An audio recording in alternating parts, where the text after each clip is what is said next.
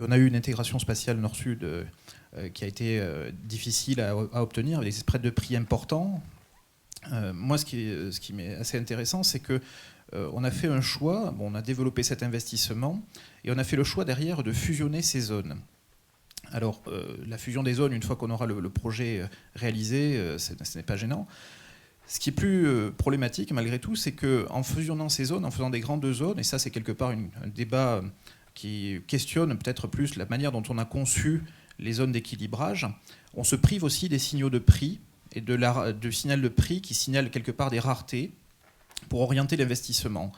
Et le sentiment que l'on a lorsqu'on regarde la scène énergétique européenne, c'est que parfois, finalement, autant on a créé ces systèmes libéralisés avec la formation des prix de manière assez efficace pour obtenir une formation de prix avec des prix de marché, autant on a du mal à accepter que le prix de marché puisse servir de guide à l'investissement. Et on a le sentiment, lorsqu'on regarde les débats bruxellois ou les débats de la Florence School of Regulation, que quelque part, on n'arrive pas à tourner autour de cet aspect-là. On a copié le modèle britannique qui avait quelque part caché le réseau sous un système entrée-sortie.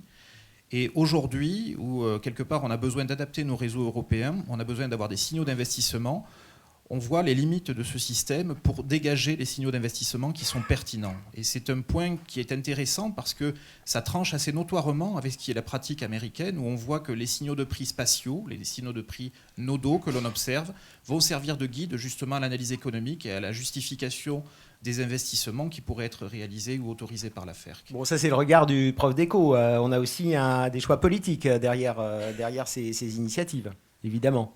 Ça, je suis entièrement d'accord. Et c'est clair qu'il y a un moment donné où il faut trancher, mais à un moment donné, le rôle du prof d'éco, ou de manière générale des académiques, mais pas seulement, c'est aussi de nourrir la décision politique par des chiffres et des éléments quantifiés. Or, ces éléments-là sont parfois absents du débat.